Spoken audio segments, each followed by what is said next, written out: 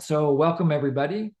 It is, what is it? It's January the 15th where we are, January the 16th where some of you are. And this is the Open Hearted Practice Group with Jim and Dory. And I'm feeling kind of tired. Mute these mics. I'm feeling a little bit tired. I woke up tired this morning, even after a good night's sleep. So I'm not sure what that's about. But maybe my body, I think my body just resists the cold weather. Starting to warm up a little bit, and I'm feeling kind of nurtured by the heat of the sun a couple of times today. That was sweet. How are you? I feel a little tired. I'm not used to working this late. Yeah, that's right. So I don't even know what you just said, but maybe that's what you said too, because I'm focusing on making workout rooms. Yeah. And I'm glad to see all of you. It's just very heartwarming for me to have that sense of, community and shared values. Thank you.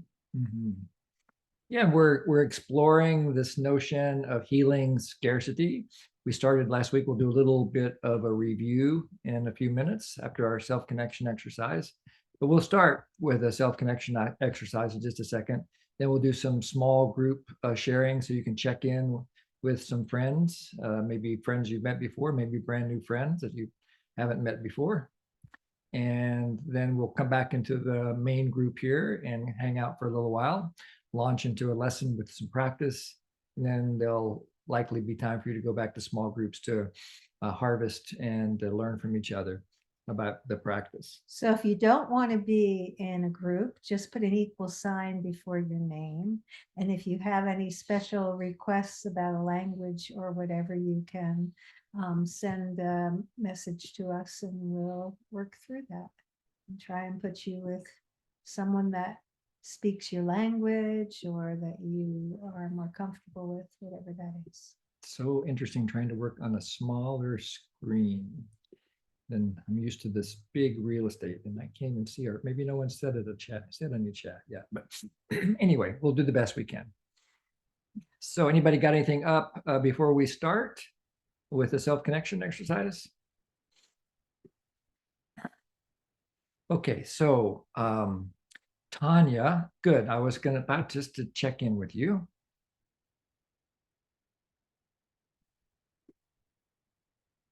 Yeah. I'm waiting for her to get herself hooked Okay. up here. Mhm. That's right. Tanya had a request.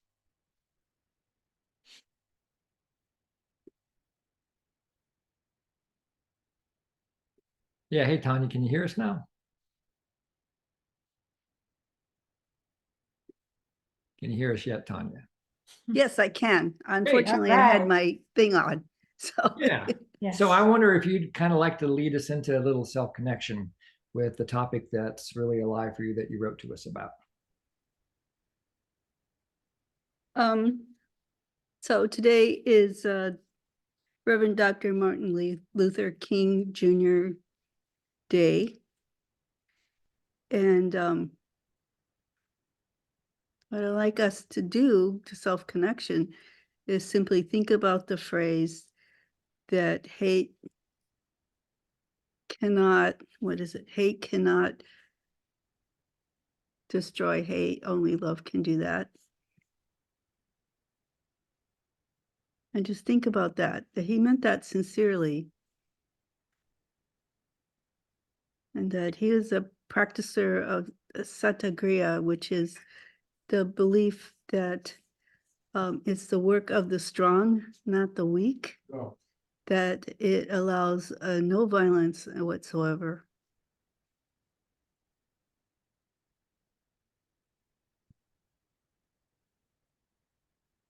And so just think to yourself, what I would say, connect to yourself and think about, what do those words mean to you?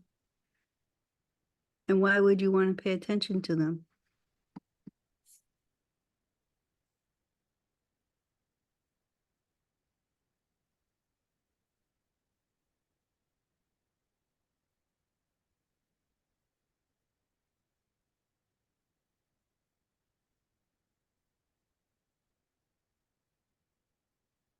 Oh, I forgot the third part. Asatagraha is it insists and rests on the truth at all times.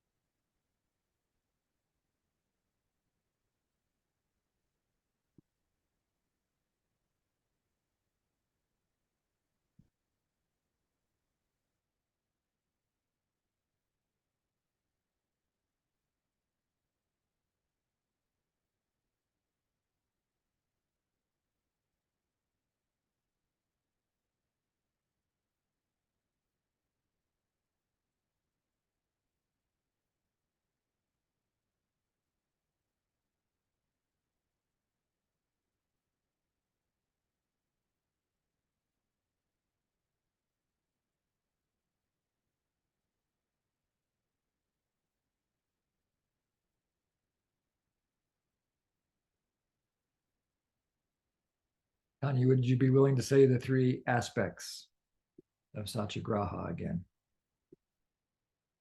Yes. So the three aspects of Satyagraha, it is for the strong and not the weak. It admits no violence of any kind under any circumstances. And it insists and rests on the truth at all times.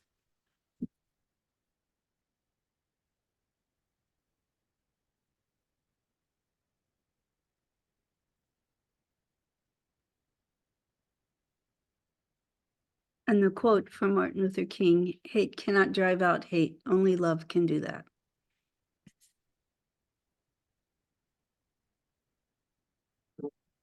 Right. Right.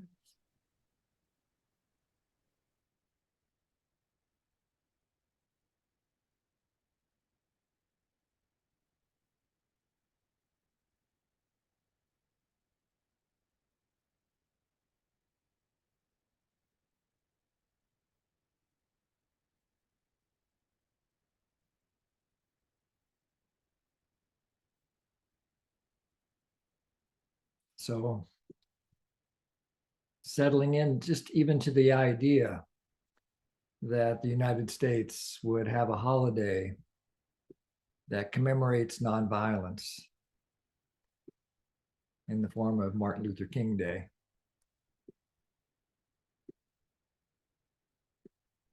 It's a step in the right direction for me.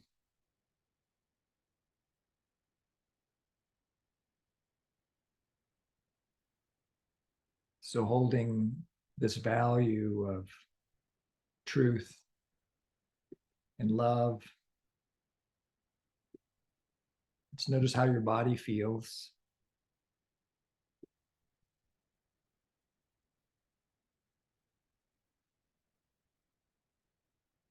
There's a feeling that's alive in you and it's helpful to name the feeling. You can name it.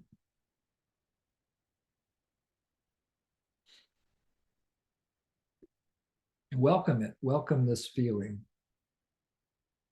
Maybe some sadness, some excitement, some mourning, some love, some appreciation, a mixture of all kinds of feelings.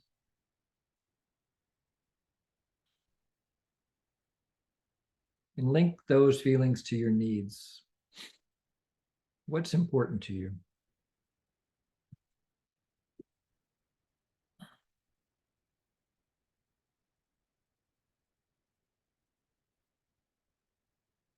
Noticing this energy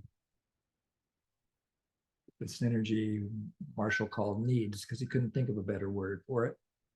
Said it was never an adequate word for it, but it's the only thing that he could come up with.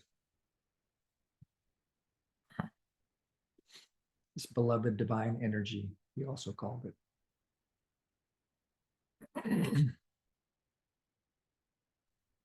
And just savoring the needs that come alive in you as you consider your place in the world where we're awakening to the power of nonviolence to create life-affirming social change.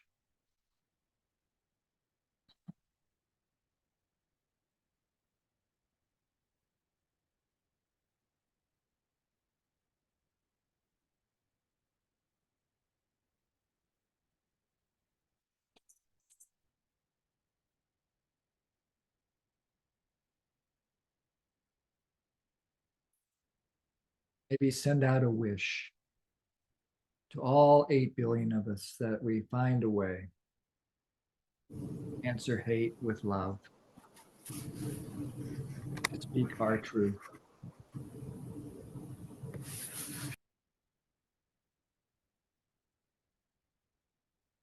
To root ourselves in our own values of nonviolence.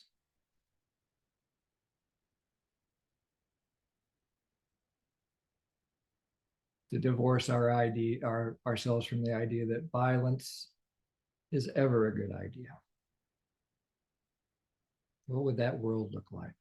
Just dream into that for a moment.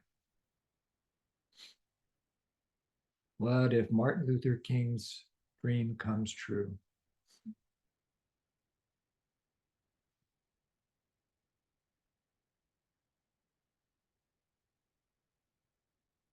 And how will you behave from now on if you believe as if that world has already come true for you?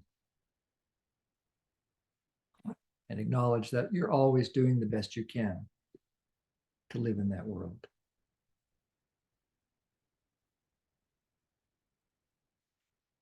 Let's just go to small groups and connect about it for about 15 minutes. Just to speak from your heart, to celebrate and mourn whatever's alive in you. We'll be back here. You'll see a timer that'll count down from 14 minutes. There'll be 1 minute at the end. See you soon.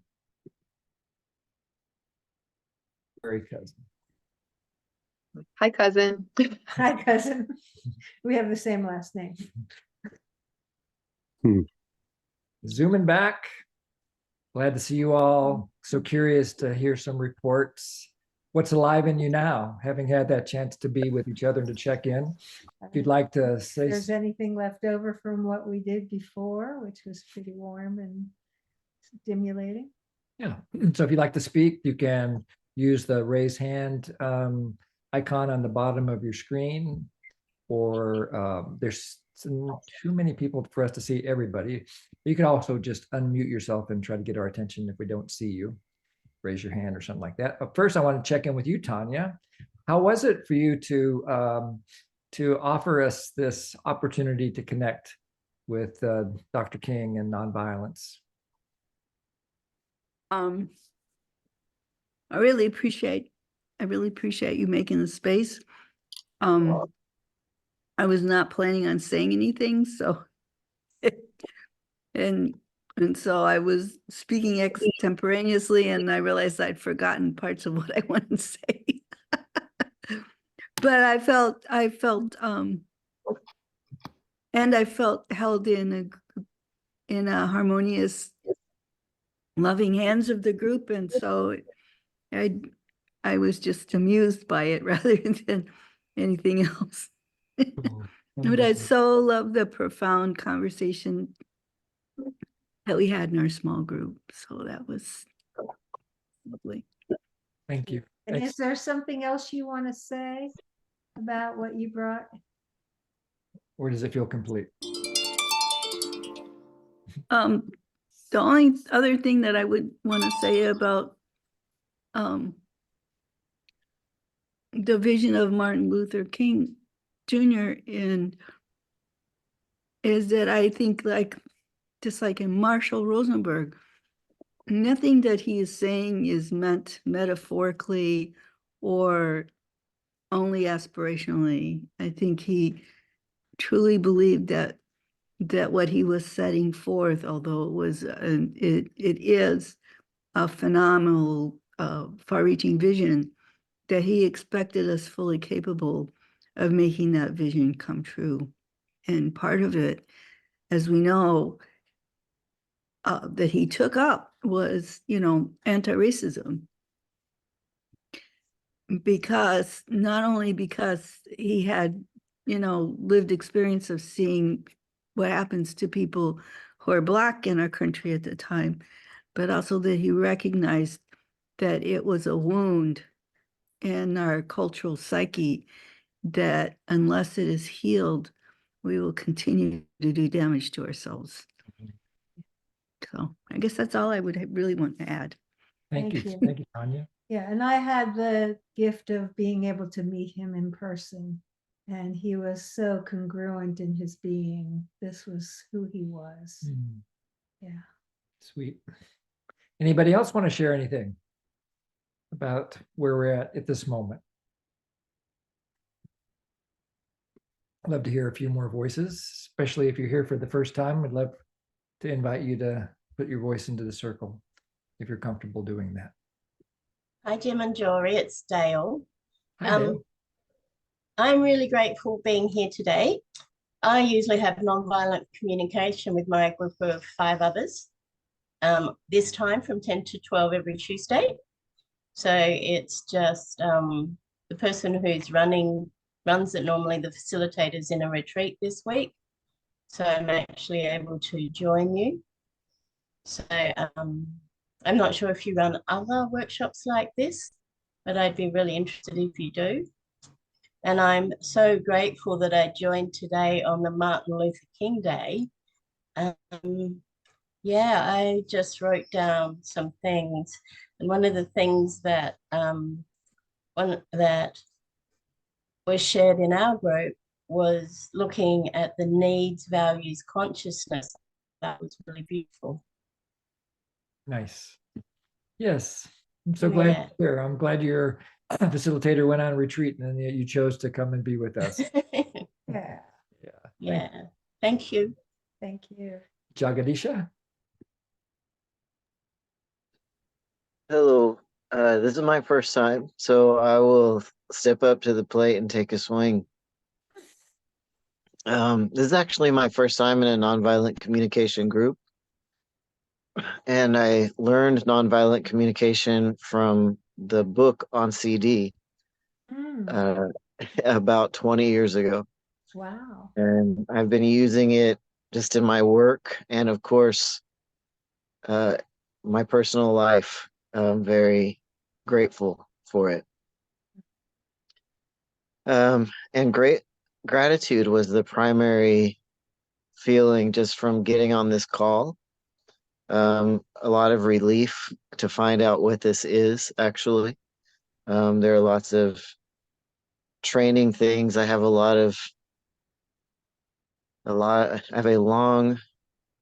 I have a very large file of trainings that I've completed with certificates in them. So you never know what you're gonna get in that sort of vein.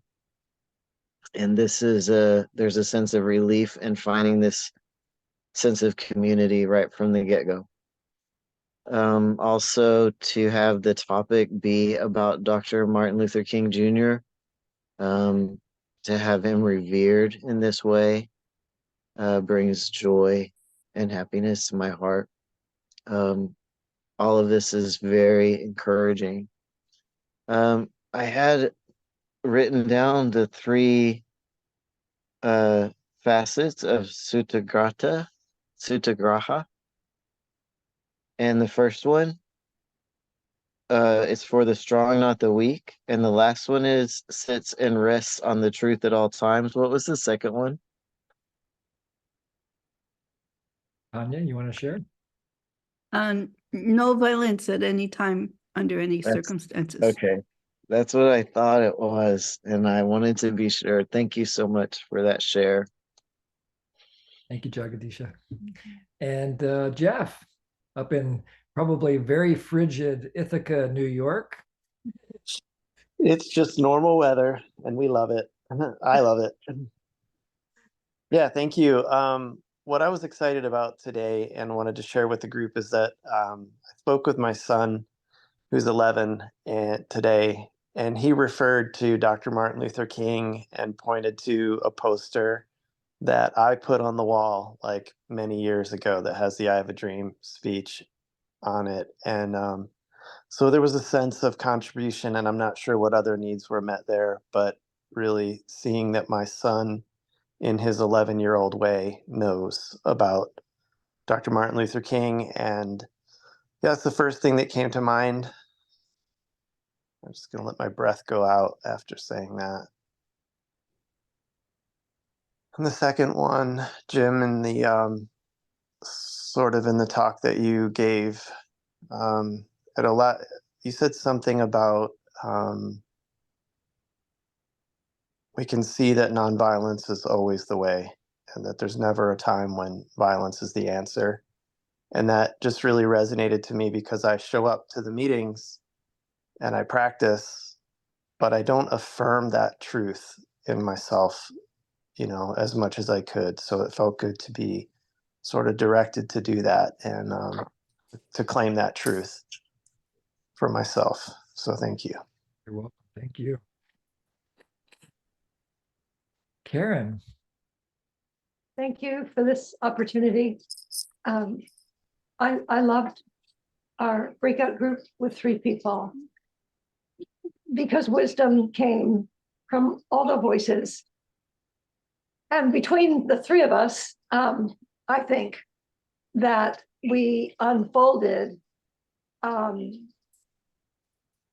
more obvious, from obvious to subtle aspects of nonviolence or violence awareness that we don't practice in our ordinary day. So obviously, when in our what I call a violent world situation, we think of physical violence, harming, hurting, killing other human beings. So nonviolence would be restraint from that. And then more subtle aspects of that, to live with integrity, the integrity of nonviolence. I mean, this all came out in a little group, to the more hidden aspects of violence that may lurk. And that is like what's on the dining room table. Did I participate in the killing of animals so I could eat them? And then the conversation went to the nonviolence of self-respect, the position being so that then we could respect all other sentient beings.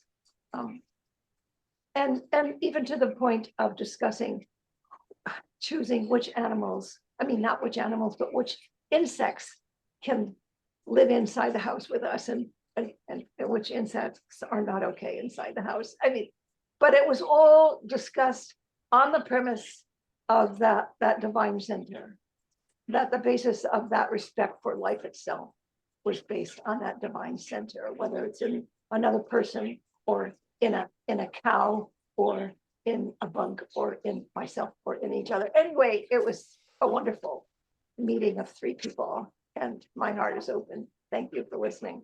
Thank you, Thank you Karen. for sharing. Yeah. And Rob. Yeah, hi. You know, I guess I'm more on the other side right now. I feel kind of disconnected, and my need for competency was not met in the group I was in. I thought somebody had some expressions of something going on with them. Instead, we talked about somebody changed the subject to something else, and we changed it to something else. And my need for depth, and it kind of reminds me of a lot that goes on in the world, that conversations and just the world is so discombobulated and not listening to each other deeply. Yeah. Yeah, really catch your morning, your long, Yeah. more connection.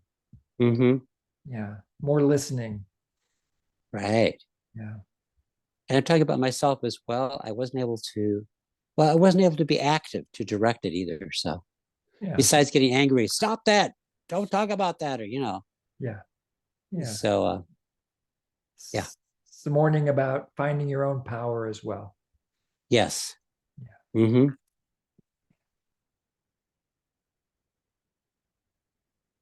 Thank you. Thank Thank you. you. And Leslie? Oops, you're still muted, Leslie.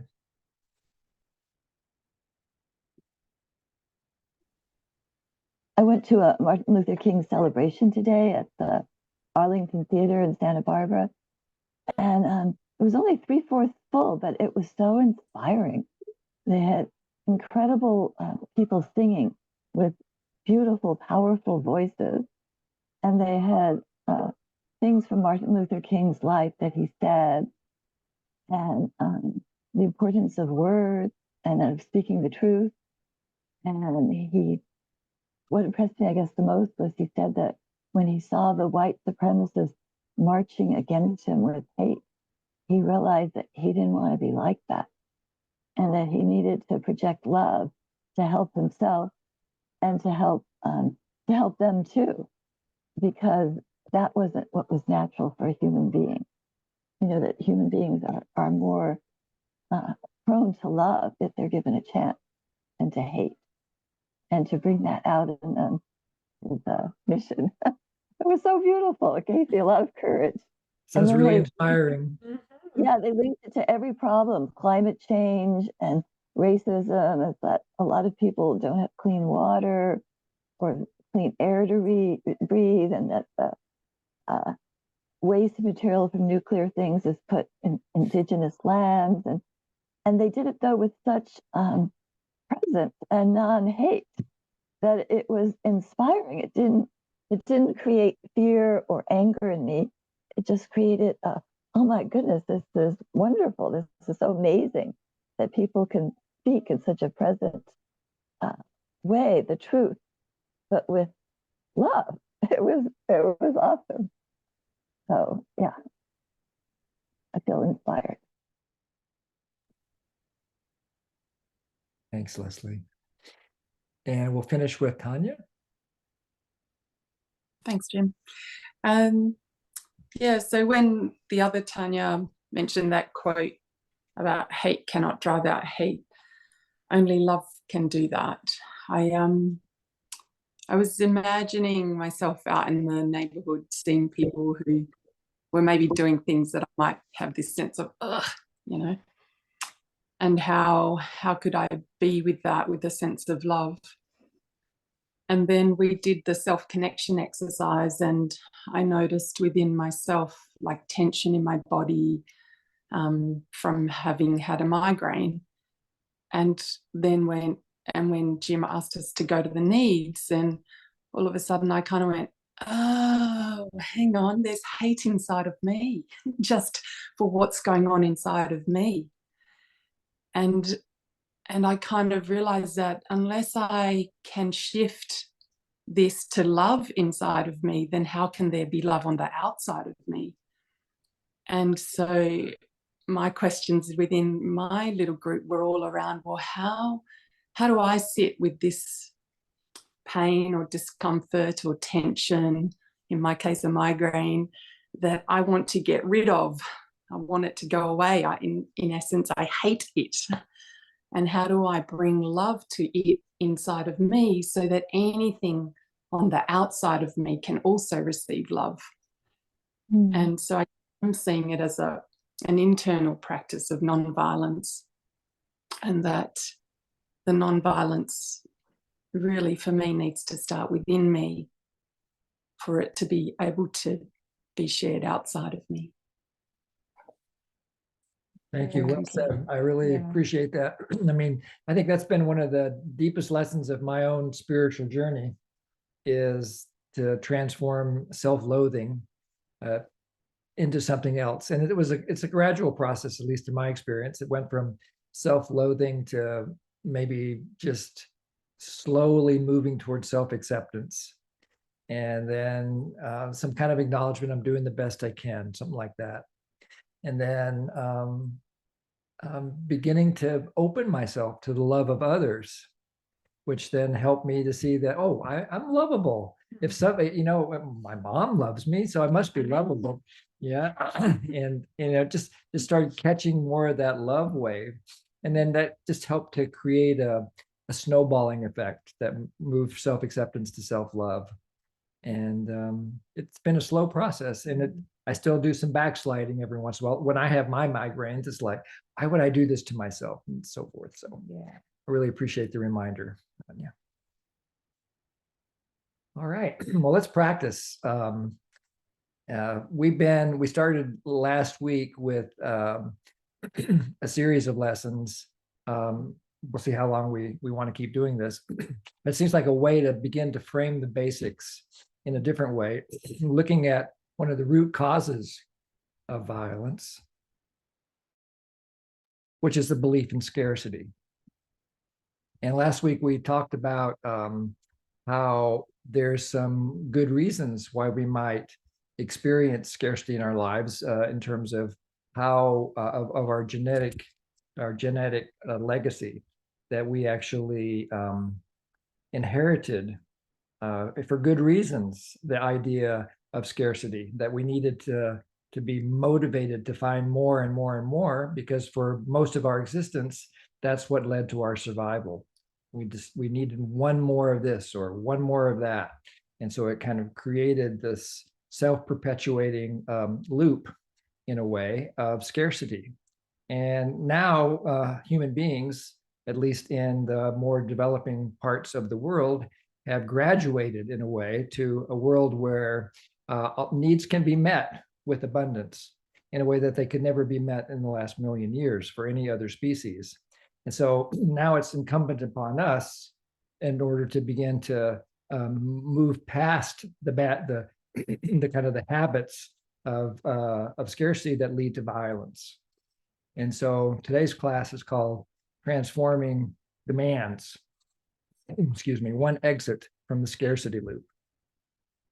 And so just to review, some examples of the scarcity loop would be like slot machines. That's the classic example of something that has the elements of scarcity. Using the internet compulsively, that would be a judgment, of course, but in a way that's not meeting your needs anymore. Yeah, putting your attention there in a huge way. Less attention to other things that are needed. Maybe eating or drinking in ways that you wish you didn't. Those are just a few examples of how we live out the scarcity loop. And the elements, does anybody remember any of the components of the scarcity loop that was here last week? Just unmute yourself if you remember anything that was part of how we can kind of pay attention to the behaviors that might lead us to get into the scarcity loop. Anybody have a remembrance of any of that?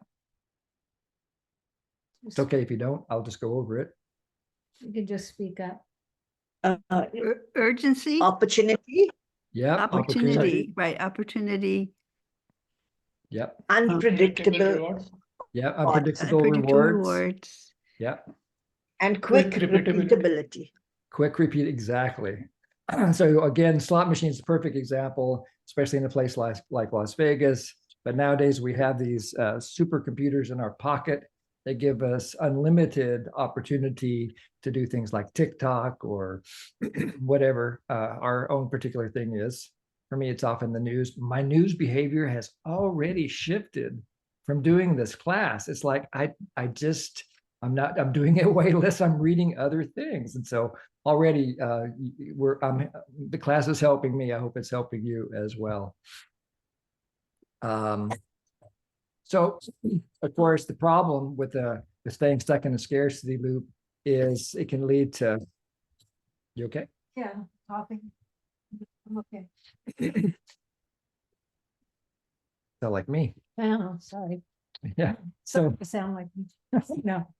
these are just some of the things that are the results of being stuck in scarcity loops. Things like addiction, debt, environmental destruction, violent conflict, hatred of all forms, and so forth.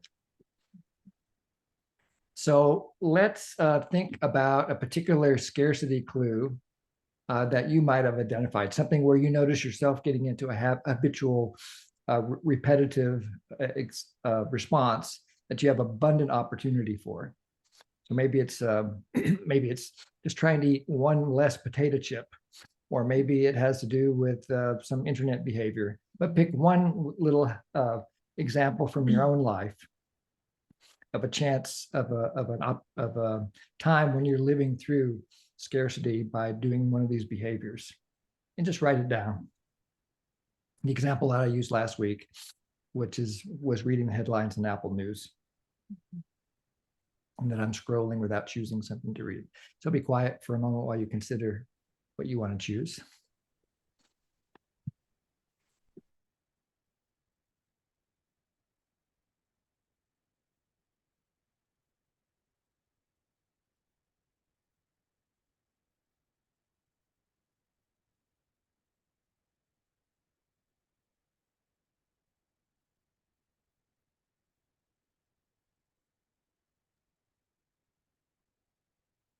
Jim, a quick question. For those who were here last week, did you still want us to do like pick something else, or is that okay that we just hung in here? Whatever, you can pick the same thing you did last week, because we'll be doing something a little bit different with it this time, or you can pick a different one if you want to. It's your choice. Whatever Alright, you'd thank like you. to work with, yeah. Thanks Okay. for asking.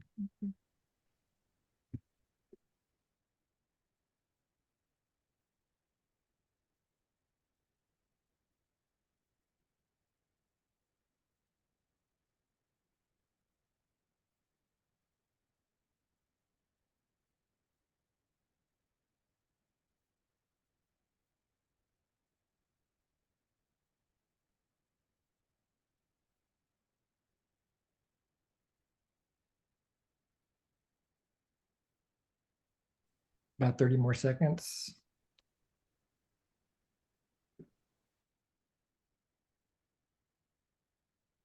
So on my screen, there's only one thing to pick. Oh, you can pick anything from your own life. Yeah, ideally it's. Yeah, whatever's don't pick left, mine yeah. unless you happen to be somebody who likes to read headlines in Apple News kind of robotically like I was doing. But it could be watching TikTok videos. It could be something to do with eating. It could be something to do with other. Basically, what you're trying to do is identify a habitual behavior that you like to have more autonomy around, something that doesn't feel so automatic.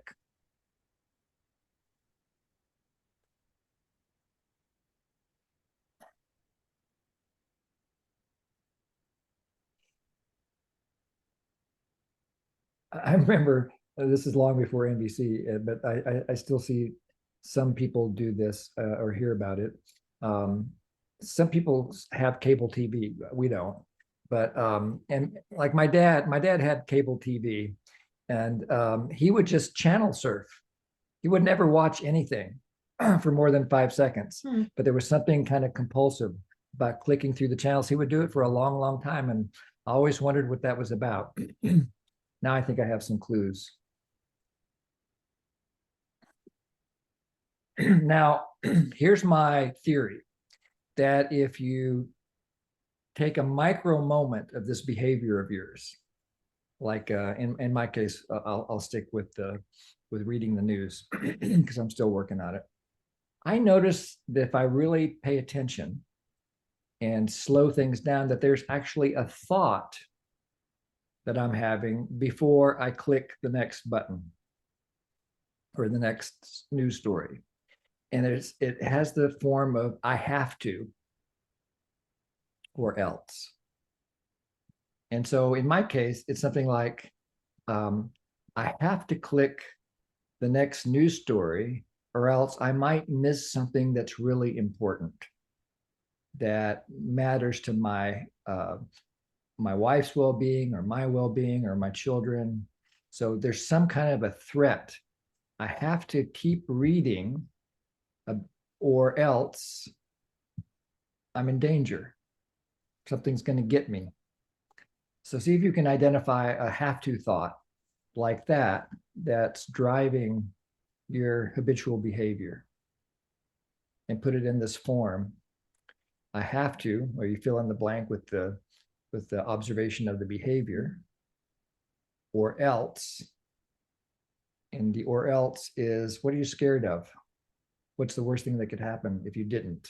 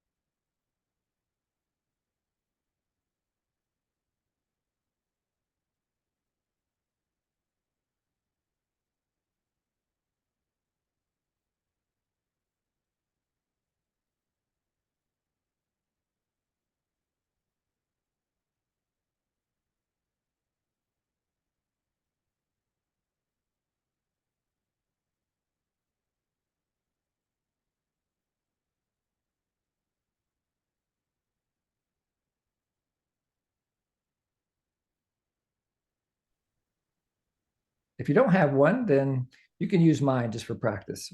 Or you can think of another behavior that you do where you tell yourself you have to. It's the same process.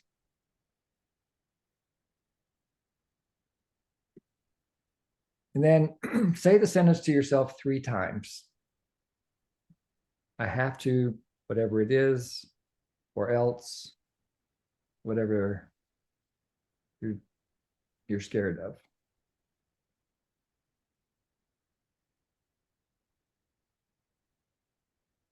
And then as you say it the 3rd time, tune into your body.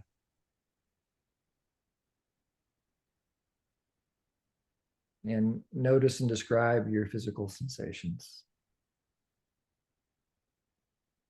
So I'll just do just a little bit, then I'll be quiet so you can do it for yourself. I notice a pain in my back, like a soreness, like I'm carrying a weight. I have shallow breathing. There's a sense of panic. So what's it about for you when you say the sentence to yourself, I have to or else?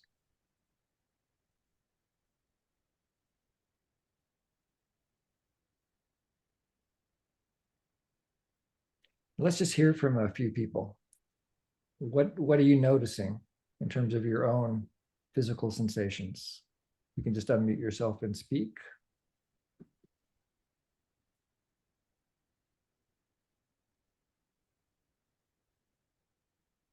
That was funny, Jim. When you said that, panic, I actually had thought of panic as soon as I read that and you said it. I was like, oh, you resonate.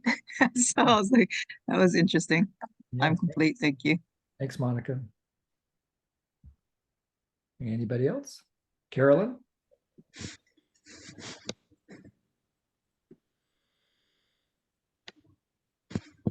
Okay. Yeah, I just felt I felt the compulsion of having to do this. And then I felt the panic that goes. Yeah. Absolutely. Yeah. Wow, so we're kind of resonating here with a similar experience. Yeah.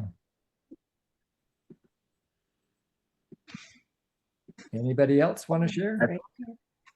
I felt a deep sense of deep sadness, actually, just very pervasive sadness and hopelessness. And it sort of surprised me because the topic was food. And there was something about being left at the table if I didn't finish my meal when I was very small. So it was sort of surprising because I kind of laugh when I tell that story a lot now. Yeah. That resonates. A lot of us probably got that kind of programming to finish all your food or you wouldn't get dessert or whatever it was.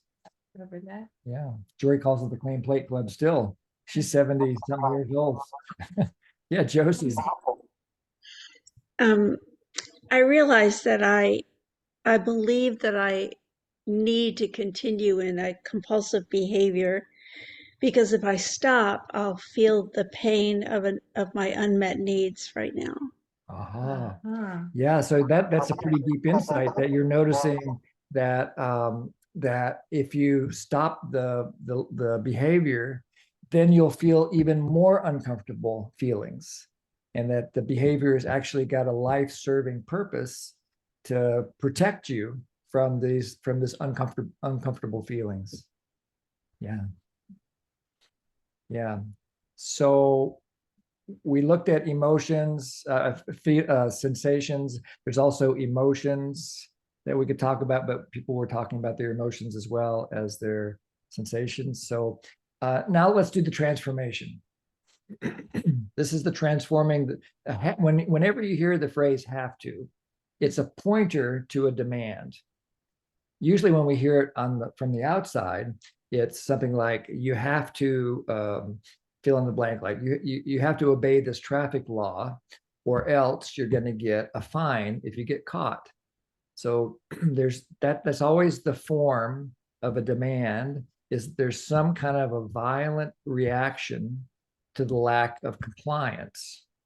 And we do this to ourselves. We don't need, most of us don't have somebody sitting in our living room anymore telling us that we have to finish our food or else we aren't going to get our dessert. We've internalized it. And so how we can therefore transform it is to work on the inside. So the first thing is just cross out the have to and instead write choose to. Josie's already done this step, right? She already got really clear on the transformation. So she's a little bit ahead of us. She's choosing to do whatever the behavior is because protecting herself from these uncomfortable feelings is important to her. That's a beautiful need, protection. And so that's what we're aiming for here, is to now figure out what's the need underneath the threat. Why? Yeah. So in my case, I'm choosing to click one more news story because protecting, it's like there's a whole long story that if I might miss something vital, that some new breakthrough about some medicine that might help with somebody that I know who's got a disease or that I might get someday. And so it's like I'm trying to find the resources to protect myself. So I'm choosing to do this now for this good reason. So what's the good reason that you're choosing?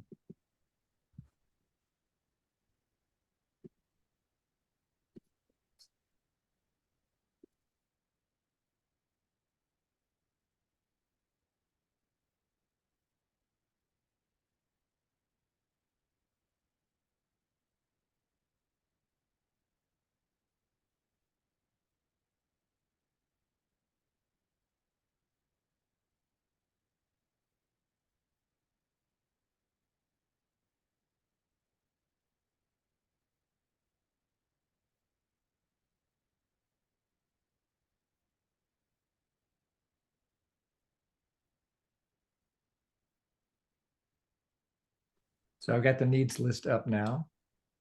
And so what's the good reason that's motivating you to continue to do this behavior? The deeper meaning, the need, the value.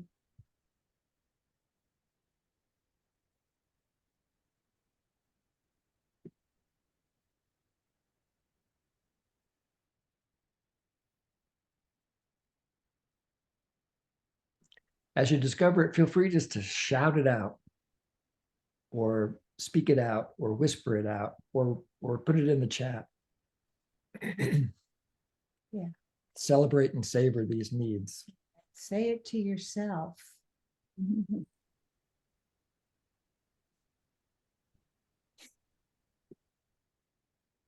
I choose to eat another sweet because it rewards me for all the good I know I've done.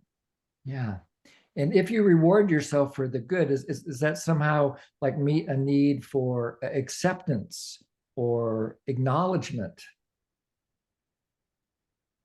Yes, Yeah. both.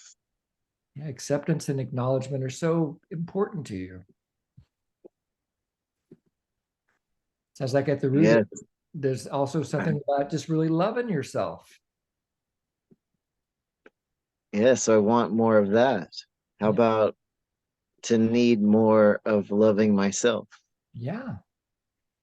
More self-love, more loving yourself. Beautiful. And Carolyn? You're muted. Okay. So the strongest one, the big one that came up in the beginning was so I choose to eat things that aren't so good for me for physical reasons. Because so it seemed as though when I went and felt it, that it was like for survival. Yeah. And the survival, I think, is based on it provides certain sort of well, safety. It makes me feel maybe safer, maybe more secure and happier. Yeah. Yeah, of course. When our needs are met, we feel more secure and happy. And so now I would be shocked if my guess is wrong, but most of the foods that we get kind of in these loops with are fatty and sugary. Yes. Yes. And so we come from a 1 million year history of needing fat and sugar to survive. And so as a result of that deep programming, we are very good at finding sweet, fatty things. And so we've got a lot of history of successful foraging experience that's built into us. And it used to be really hard to find fatty, sugary things. Not so Yeah. much anymore. Now all you have to do is go to the local convenience store, and there's aisle after aisle full of salty, fatty, sugary foods. And they've Yeah. actually been designed to be extra salty, fatty, and sugary, so you'll buy more and more and more. So Yeah. food manufacturers have discovered the scarcity loop, and they're taking advantage of our genetic predispositions to look for it. So that's why it's so important to actually find these loops. Go ahead, Carolyn. Yeah, so it's for me, I've never sort of eaten so much that it has been a big problem of those sorts of things, but I have now a problem with acid reflux that has gotten worse. And so I definitely should be staying away from these things. Yeah. And if somebody's telling me I should not eat them. And so it's especially hard because I'm being told by somebody up there, I don't know who, but I know myself, of course, this is not good for me. And but I'm just finding it so hard after years, decades, of just being able to have a chocolate, have a cookie, a pastry. Right. And yeah, so to try and stay away from them. And so when I'm thinking, why? I mean, the first thing that came up was I have to eat a chocolate now because what? Yeah, because the deep need, you got it earlier, it's survival. But we have turned the life-serving need of survival into this marketing gimmick of chocolate, and I'm a sucker for chocolate. And so what's important is first to discover the yes of why we keep doing it, and then to figure out the good reason why we might not to. And we're going to get to that in just a few minutes. So hang in there for just a second. Hey. Asta. The sun on my face. um, so I realized for me, it's again food. And I was sitting with what is it that I really gain, because I couldn't come up with, so what will happen if I don't? It just felt like I really have to, because I feel a lot of ease, comfort, and eventually just the sense of being alive. When I eat something that I enjoy eating, like there is this sense of I'm here, fully present, and I feel so alive that I'm having it right now. And that's what I was sitting with. Yeah. So yeah, and then as I'm sitting with it, my motivation to not do it is not there. I want to keep eating it. Right. Yeah, it's like it's like you're right on the verge. I mean, I really like how you kind of skipped a step there in a life-serving way. You skipped the threat and went straight for the need. But the threat is probably, if I don't do this, then I'm going to miss out on this, on meeting this need. And so this is a way of gaining more clarity about building a conscious choice to either say yes or to say no, which is where we're heading. Beautiful. Thanks, Asta. Yeah, Fausto. I have a question, and it's whether when we eat, my strategy is overeating, emotional eating, sugary and fatty things like you said. And what could be an example of the thought? If I don't eat this food because I don't have enough love or support or connection in my life that will contribute to my survival, I'm alone, maybe then this food is going to support me and that's how I'm going to survive. Is that kind of it? That could be it. You might do a little stream of consciousness to discover all the different layers that might be there. But I think you're on the right track there. It's usually the threat for me is either some outside force is going to come and get me if I don't comply with the demand, or I'll miss something that seems vital to my well-being. The thing, Jim, is with your example of information is if I don't study all these news, if I'm not hypervigilant, if I'm not aware of all the dangers, then I may suffer harm. But Exactly. what could be the thought with the food, with overeating or emotional eating? If I don't eat it, what then? Well, I think the root is I'll starve. So I think the root of those kinds of things is that I'll starve to death. And of course, it's not true anymore, but that's still what our body thinks. Yeah.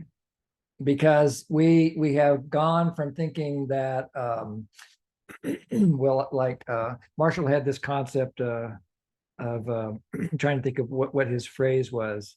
So I'll just make something up. It's not exactly Marshall's word, but there's a need and then there's a pseudo need. And so a need would be like nutritious berry that we find as we're foraging for food in our tribe of hunter-gatherers. And then nowadays, we don't go looking for bushes, we go looking for 7-Eleven or the nearest convenience store. And instead of finding berries, we find Pop-Tarts or whatever it is. But the need is still the same.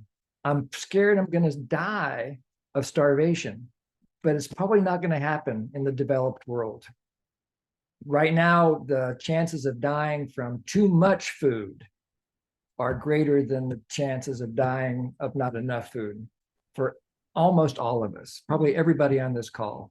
That's where our threat is, from eating too much food. So we've fooled ourselves, we've hypnotized ourselves into thinking that something is a need when it's actually not a need. It's a strategy that's extremely effective from the point of view of a marketer or a corporation that's trying to make money. But they're actually using our own scarcity loop to our disadvantage. Does that make sense? Thank you. Yeah. Thank you, Jim. Yeah, Allison? Well, this just to balance out the food thing, it's interesting how food seems to be bubbling up for a lot of people.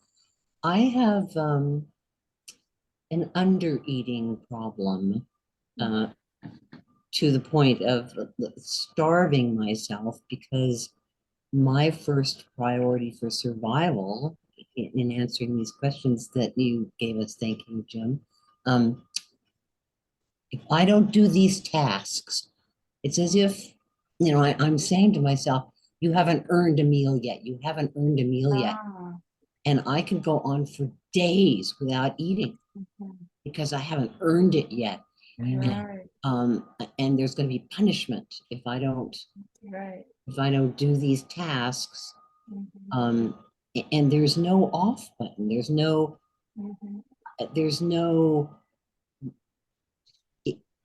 the list is endless of these tasks. And so there's never a bell that rings.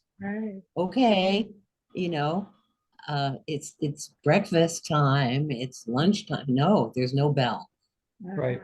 And it's actually very, very dangerous. It is dangerous. It is dangerous. Think of it from accounting language, misallocation of resources. Yes. I'm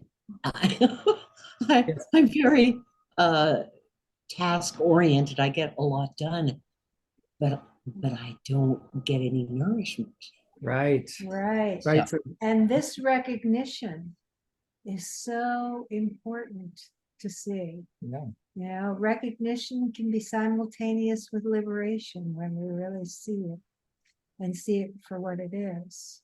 And so it sounds like your scarcity loop. Thank you, Joey. Yeah, it seems like your scarcity loop is I have to do this task or else. Yeah. So you might work one level up at that level to discover the thoughts that are driving it and what the needs are. Sounds like you've done a lot of work on that already. Just keep plugging there until we find the choice point. Yeah, and coming back into consciousness and awareness. Oh, I'm doing it again. Okay, choose again. I choose again. Yeah. And what do I do? I'm afraid of the demon that shows up that says, you're not doing your task. I don't know how to meet that demon. I don't know. I have a suggestion if you'd like that I've please, yeah. used, which is, oh, hello, old friend. Thank you for reminding me. I'll take care of that. And then follow through at some point, but not until you're ready to do that and are taking care of yourself. So you acknowledge it, you make some level of connection with it, so you know it's important, put it on your list, you do something. Yeah. It's like a transformation from demon to friend is what Jory is suggesting. And so maybe listening to the demon, having a conversation with the demon in your journal, and really empathizing with what the beautiful needs of the demon are. He's trying to help you, or she's trying to help you discover something about yourself. Yes. So that would be a way of addressing it with NVC empathy. And it helps, it helps, Jory, to just have another place to hold my heart that isn't the instant terror. You're just giving me a moment that I cannot fall into the deep pit of terror. Here's another gentle, steady, not aggressive, something that I can do that will be a choice other than terror. Right on. Thank you. You're welcome. Jeanette? Well, I've been dealing with this subject all of my life, and my biggest need is spiritual transformation. All my fears and insecurities come from me wanting to control everything. And by listening to anything negative, what's helped me is not to entertain that, hey, have a have a seat and a cup of tea, is to say, no, you can leave. It's not violent. It's having a boundary around something negative that keeps coming back. If I don't say, okay, it can go, it will come back again in that same format. Sure. So I noticed on the wheel of needs that spiritual transformation is one of my biggest needs, because if I have to control everything in my life all the way till I'm dead, that's a huge never-ending thing. And it's about project. surrender to the spirit realm. And then I don't walk around in all that fear and insecurity, which got me into terror years ago. Yeah. So this is the interesting thing, where the jackals in NVC has information, but does it really ever go away? No. It just keeps rehashing and masquerading around. And this is interesting that I just heard from you, Allison, is that there has to be boundaries with something that is not really your friend. It wants to scare us to death. Yeah, amen. I mean, and I think you pointed to one of the fundamental insights that I was hoping for from this lesson, which is that that what's behind a demand is that we want certainty, we want control, we want to control the outcome. And so what's underneath that sense of control? Dig around under there. If I had control, then what would be the gift? And then you'll end up on that need list somewhere. Beautiful. Thanks, Jeanette. And Sarah Joy. Yes, thank you, Jim. Well, mine's also around food, and I was saying I have to eat sweets or comfort food, or else I will feel in pain all day long. I do live in a lot of body pain, and I don't feel like I'm getting the care that I need from the health field. So it doesn't look very hopeful that I'm going to heal in any time soon. And so, having a sweet or allowing myself to have some comfort food, I'm loving myself. The love that I'm not getting, in the health field, I'm giving to myself. But it's not so great because it's not good for me. Right. Yeah. Yeah. So far, you've been doing the best you could figure out how to actually nurture yourself in that situation. And now we're looking at it differently, seeing what else we can do that's more life-serving. Yeah. And I have go ahead, Sarah Joy. I have a spiritual practice that's more life-saving. Yeah. Yay. Okay, so I see two more hands, Carolyn and then Tanya. Yeah, so what's come up for me is that so when you use the word scarcity, I couldn't quite get my head around it and how where do I feel scarcity? But what came up was suddenly I was talking about, well, do I have a lack of self-control? Which is like, oh dear, what am I going to do? I don't have so the word lack. Yes. And I was like, oh, I get it. Yes. Lack is a great synonym for scarcity. It takes us exactly to the same place. Yeah. But that it meant more to me somehow. Beautiful. I'm glad you found. Yeah, perfect that you found the word that really resonated and brought you to the place that helps. So then these needs started to show up that weren't. Wonderful. Yeah. And we use certain words, but sometimes they're not the ones that actually resonate that you would use for yourself. So you can arrive there with your own word. Yeah, thank you. Tanya?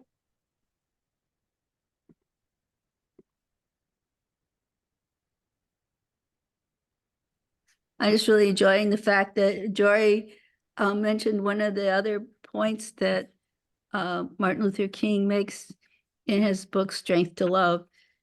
A third reason why we should love our enemies is that love is the only force capable of transforming an enemy into a friend. And I love the way you use that principle to answer back our demons that try to force us to do what we're not doing. Yeah, wonderful. Thank you. So back to the practice, and then I want to be able to give you some chance to go and share with your small groups again. So everyone hopefully has a sentence now that says something like, I choose to, and the behavior can stay the same. We're not saying that you need to change the behavior. That would be a form of violence to forbid something that's obviously in the service of needs. So we start with acceptance. I choose to, whatever the behavior is, because blank is important to me. So say that sentence to yourself 3 times. Let me put this up on the screen here. Yes. So that folks can see it.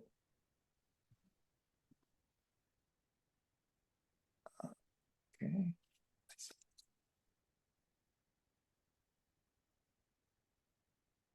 There you go. First write the sentence, then say the sentence to yourself 3 times.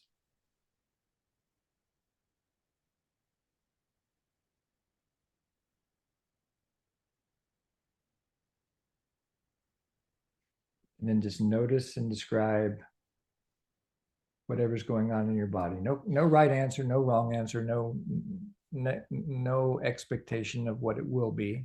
You're just simply noticing and describing the effect.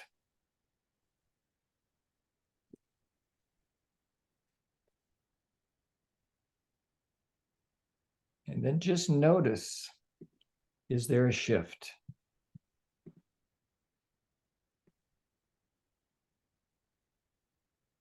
There may be a sense of acceptance that you want to just continue doing this behavior, or maybe you're beginning to feel an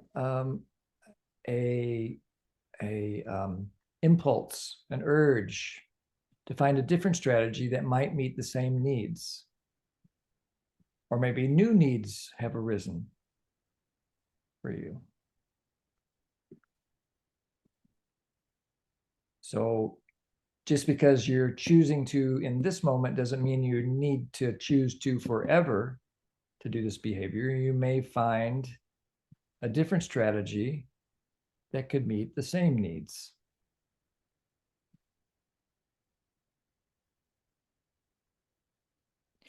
Might be even something like in my case, what I've discovered was I still get up and I still look at the news, but I'm noticing that I don't do it as much, that I'm becoming more effective with my use of time with it.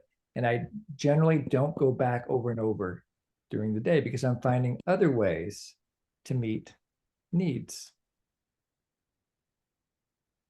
So you don't have to come up with new strategies now, just open to the possibility that maybe there's another choice that you would like to meet. And if there is, then you could just write down, what do you prefer instead?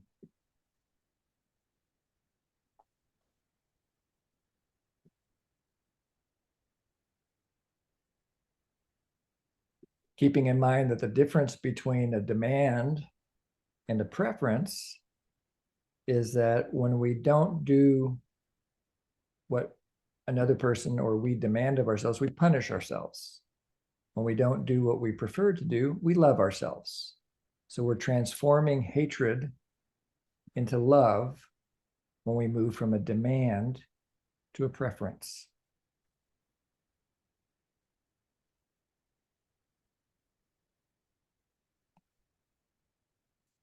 That's a lot to hang on to. Maybe it's helpful to talk about it with friends. So we're going to open up the rooms for 15 minutes. Again. You said it? Yeah, it's set for 15, I think. Okay. Oh. Yeah. So it'll say again, I'm going to make it a little longer. We have an extra few minutes here. So I'm going to make it 17 minutes so everybody have more of a chance to explore. And you'll get of information that we're going to be closing the rooms. You don't have to do anything. We just give you a 1-minute notice so that you can finish whatever you're saying. So see you back here in 18 minutes. Jim, before we go. Whoops, you don't have to go. Go ahead. Sorry. Okay. No, just I wanted to ask if you could give the example in your case with reading Apple News, what was the need?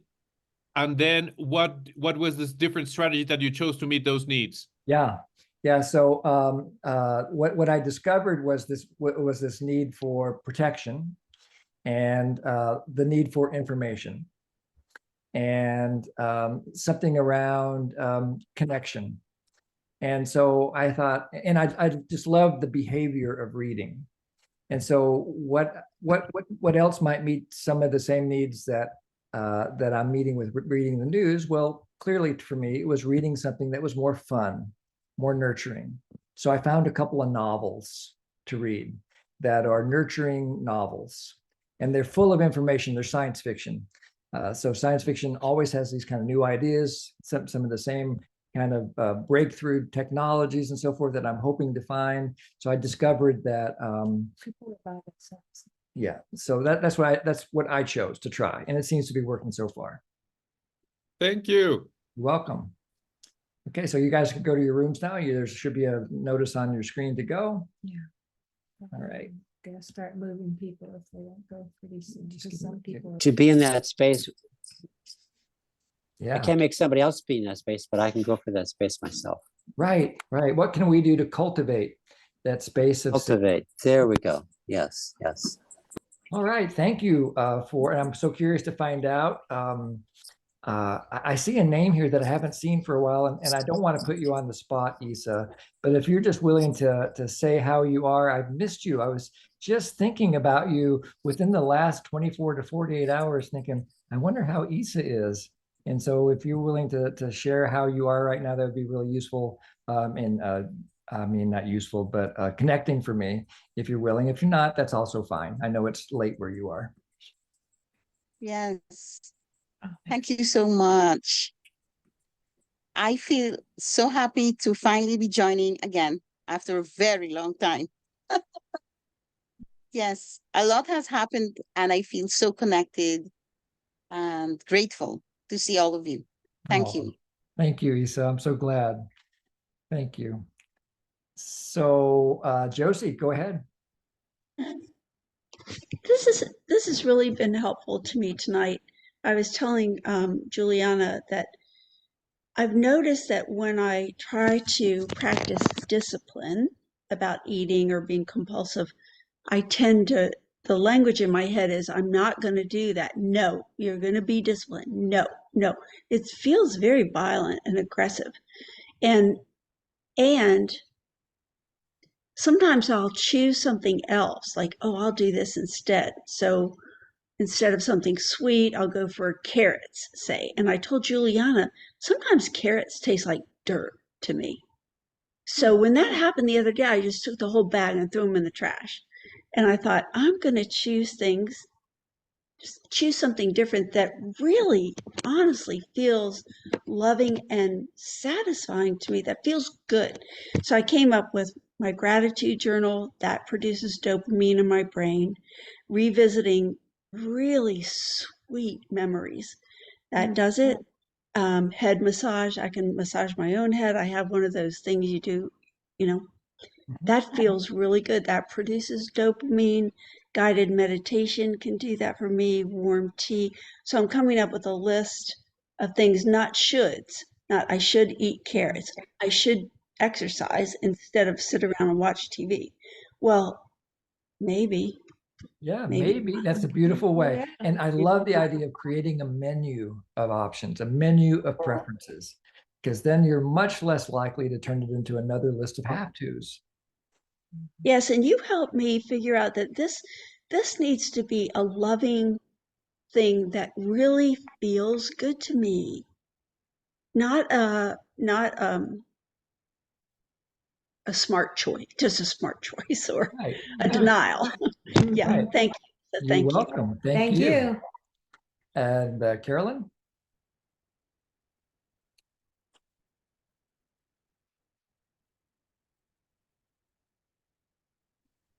There you go.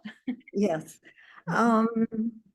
Yeah, so Isa and I were in a little group together just now, and so we each went through our sort of what had happened with us in this exercise, and so I went first, and I realized that afterwards, after she talked, that I had forgotten a whole piece, and that was all about the lack of things, and I had gone lack of connection, lack of love, lack of happiness.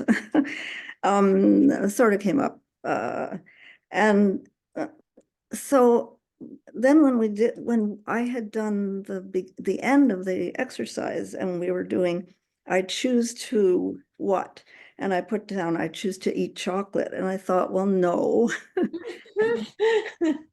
And I felt like in looking at it, that it was sort of a self-hate thing.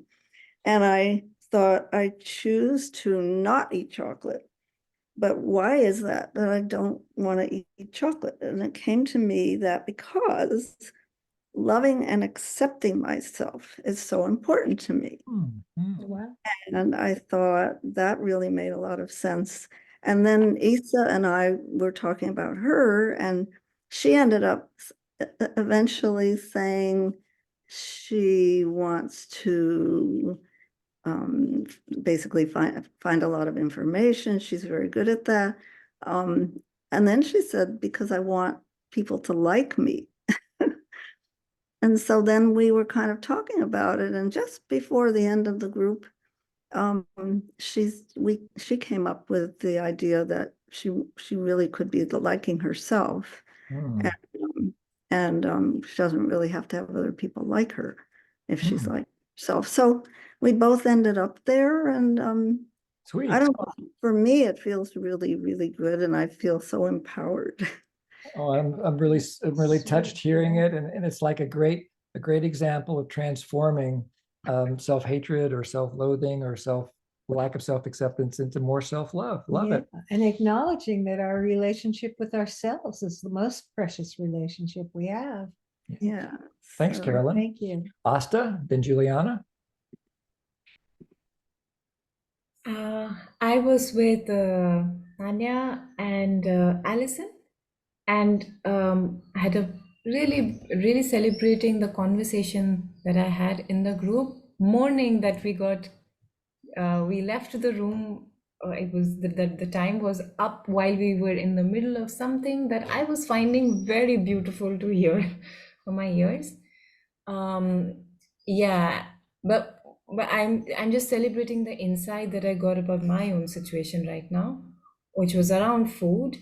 And it was so beautiful that when I was sharing, my group members and were able to hear how, for me, it was almost relational. Like there was some relationship that I was holding with what I was doing. And I was struggling with the strategy. I said I didn't really know how to shift gears.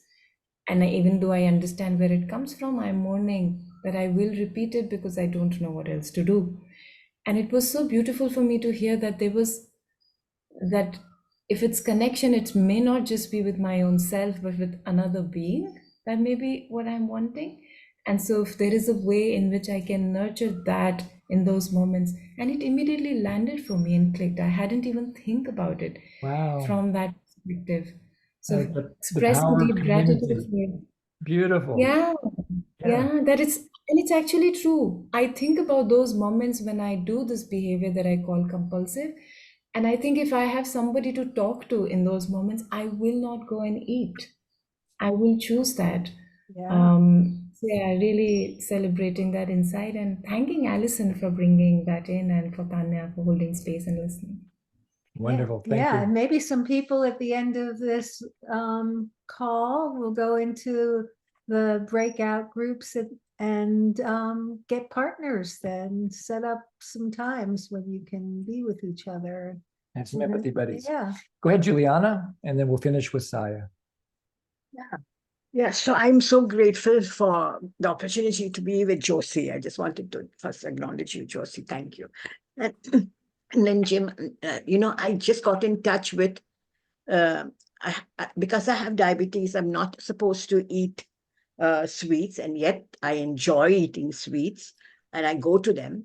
And initially, the thing that I decided I needed to do was remember my parents, who both and my sister, all three who were diabetic, and who all three got strokes. And just remembering the horror of the stroke, and being with them as they were going through that, was enough of a scare to keep me away from the eating of sweets. And then I began to think, when Josie was talking about all the other strategies, do I have any other strategies?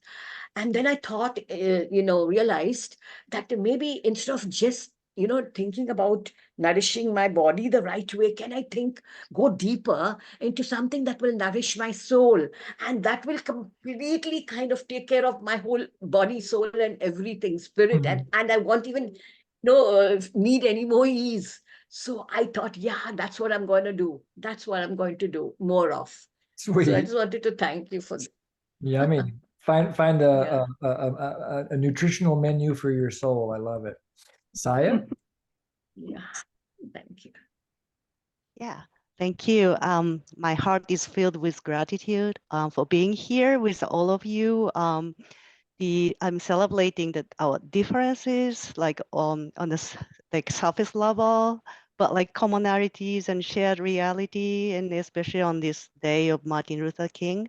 As an immigrant of native of Japan to the U.S. for close to 20 years, I think this has been the closest that I've been with this racial issues, but that connecting, that helps me see all the heart and love and care from the people, especially through NVC, that we want to see the other side of people and humanity. So I'm really celebrating that, not just the concept level, but I feel that we are really coming together to learn from each other.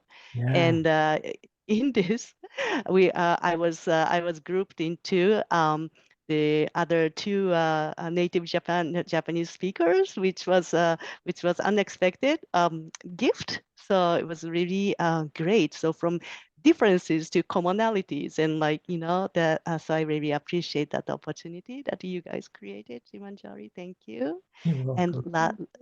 and lastly, the share that I heard from the previously in a group, like Allison, Sarah, and other people, I may not have eating issues, but I felt so deeply connected with those shares, and it took a while to identify why, but I just realized that when you talked about the needs, all of you guys, that the care and love that's needed for yourself, but it's manifesting as almost like a punishment or trade-off, or and that the pain that goes with that, and it just came right into my heart, and it helped me to have empathy, the natural empathy, because I also do have that need, as well as the compensation behaviors that's so ingrained to me, that's manifesting in a different way in my life. So I feel the connection and the bridge, and also it encourages me to understand myself more as well as other people. So thank you for the opportunity. You're very welcome. I'm so glad you're here. And thank you all for being here. Fausto, you had your hand up. Did you change your mind? I have a brief question, and I can ask it and then wait for next time if you like. Would that work? Yeah, go ahead and ask. Just a person is making small talk, and they are talking about something you are not interested. Maybe they're talking about their favorite food, but you realize they are testing the waters, and they want to know if you are trustworthy, and you have enough acceptance so that they can get progressively a little more vulnerable. So what do you say to them to make them know that yes, there's the acceptance there? Yeah, well, I learned this concept from somebody other than Marshall, whose name I'm blanking on, John Gottman. And so when someone's talking about something that seems like small talk, it's what's called a bid for connection. And they're just throwing the like a little bait into the water to see if you'll bite. if you're a safe person to connect with. And so I was really touched by Gail at the beginning of Dale at the beginning of the call, talking about she's just sitting next to a man in the office, in the doctor's office or something, waiting for her. And I'm sure it started with small talk. And somehow the natural act of listening, that we give so much of our behavior non-verbally, so lots of nodding of head, and I know Dale, and I just can imagine her leaning forward and nodding her head, and the warmth emanating from her heart as she's genuinely curious about this other person's experience. So anything that might lead to them answering any kind of a question. So like I was mentioning in our small group that my dad loved to talk about old cars. And I thought talking about old cars was about the most boring thing in the world. But I realized this was our point of connection. We're probably never going to go deeper than old cars. I might get a few stories about World War II or something like that, but it's going to be old cars with Dad. And so I started finding out. So he'd say something about, hey, I got this new radio for my 47 Mercury. And, you know, I go, okay, great. Well, so what, you know, but how are you feeling? What's in your heart, Dad? No, that would never work. So I'd say, what do you like about the radio? Why is that exciting for you?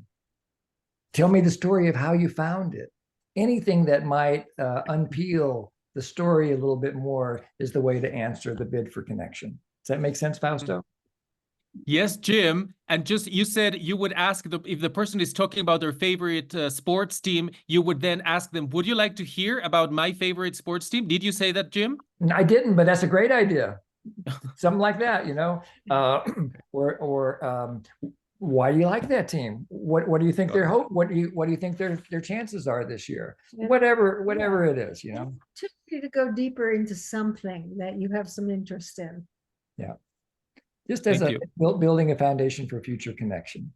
Okay, well, we'll reach a little bit past the top of the hour. Thanks for hanging in here. This is the biggest group we've had in a long time. I really appreciate you coming here. It's very nurturing for me. It gave me a lot of energy to be here. We had almost 50 people here tonight, so really glad to see you all. We'll be back, as far as we know, we'll be back next week, and we'll continue this excursion from scarcity to whatever is beyond scarcity. We're going to discover more about what's beyond scarcity. And so that's what we're going to go at. Jory's going to make some new groups for folks. Oh, I was just going to make, this is the end of the class. So Yeah. one big group. Yeah, one big group for you guys to hang We'll out. see. We turn the recording off, and first let's everyone say bye-bye, and we'll see you guys next week. Aloha. Thank you and bye-bye. Thank you so much, Jim. Aloha, Thank you, Jody. mahalo. Bye-bye. Bye. Aloha.